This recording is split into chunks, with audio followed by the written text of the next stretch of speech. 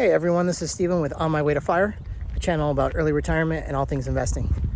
And in today's video, I want to talk about, can I max out my 401k? And this is a very ambitious goal for me because it's required a lot of discipline just to even get to this point.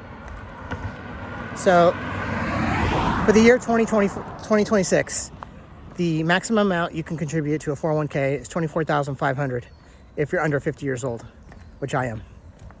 So if I was over 50, I can do something called a catch-up contribution. But I'm limited by a couple things.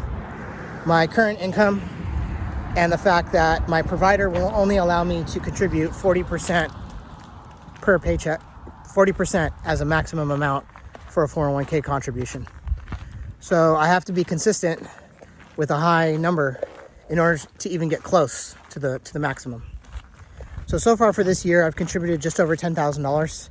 And by the time I get to June, closing out the first half of the year, I should be around $12,500, which is almost just a hair over the halfway point, which is $24,500. So regardless if I can get to that goal or not, I'm just putting it out there mentally. If I only get to 21,000 or 22,000, that's fine. I'm happy with where I'm at. I had some luck in the beginning of the year where I was able to sell some stocks at a significant gain, and a few break-even stocks that I thought were going to be a loss. So it ended up working out great. And I gave myself a cash cushion, paid down my home loan, and just freed up my budget a little bit and gave myself some breathing room. And really, that's just a matter of stress management.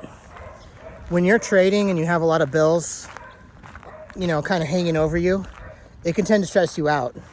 And it can change your goals and kind of mess with your plan, make you second guess yourself, and really just not put you in the right state of mind.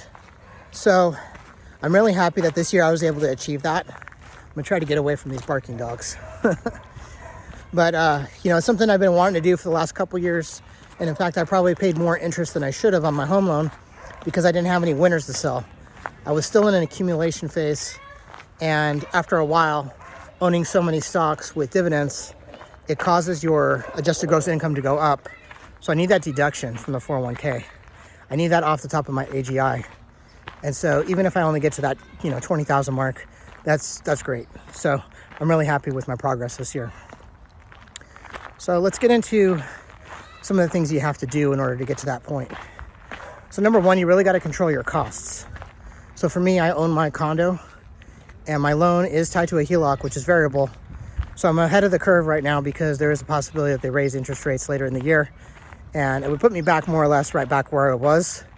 But for now, I'll save about $30 a month. So I'm happy with that.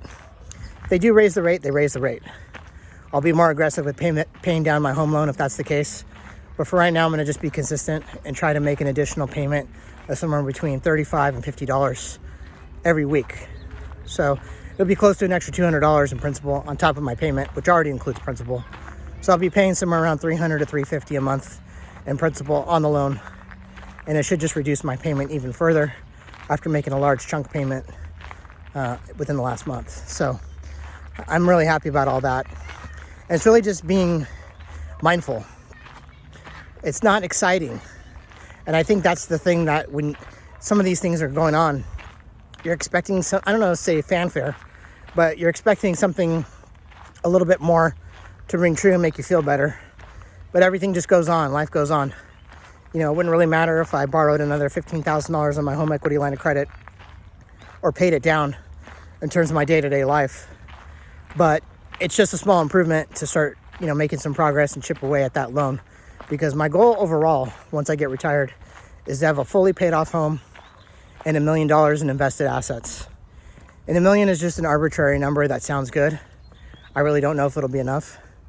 But, through dividend gains and being a single person, if I have a paid off home, I'm not really going to have a lot of expenses at that point.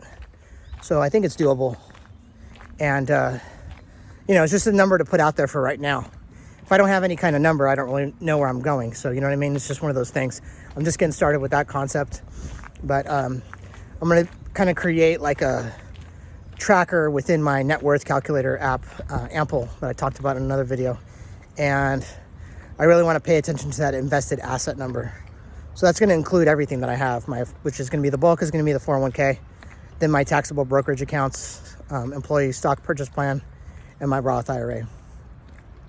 So these things just take time, but you go through different phases of life, and I don't have any dependents or anything like that, so I can be a little bit more of a risk taker from time to time and push it when I see that the opportunity is there. So really, just in this last year, though, I was thinking even towards the end of last year, how can I improve for the next year? And part of it was just really getting my budget in order and really paying attention and getting some things knocked out. So the one thing, though, is the insurance costs just keep going up, and the property tax is always going to go up 2% a year, no matter what. So you have to have that in mind, that these costs are just going to be ever increasing. So if there's any possibility of any spot that I can save money, I'm going to go for it. And I just filled up for gas right now, and I paid $5.60 something at Costco, which I guess is okay. But this Iran situation is just not ending anytime soon. And although we've had some activity where the oil sold off today on the futures market, it hasn't really translated to the pump yet. And being in California, it sure doesn't help, because our prices are really high due to additional taxes and restrictions on oil here. So really, we just got to, stop. It's a beautiful day out. I haven't had the most energy in the mornings to get out and do walks like I used to. So this is just an opportunity kind of for me to vent a little bit, but also share some of my experience and what I'm trying to do and where my goals are for this next year. And who knows what the future brings.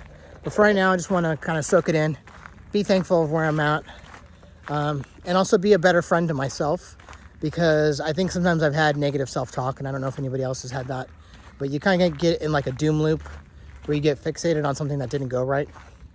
And so I'm not saying I'm like that all the time, but sometimes I let things get to me that I think I should have handled better, regardless, whatever they are, whatever that situation was. And so in this last couple of years, I've really tried to take a breather here and there, give myself some grace, and instead of being my harshest critic, be my best supporter. And, look back at where I came from and where I'm at now, and just be thankful and take in that gratitude. So with all that said, I hope you got something out of the video. If you like it, please give me a thumbs up and a comment, and we'll see you in the next video.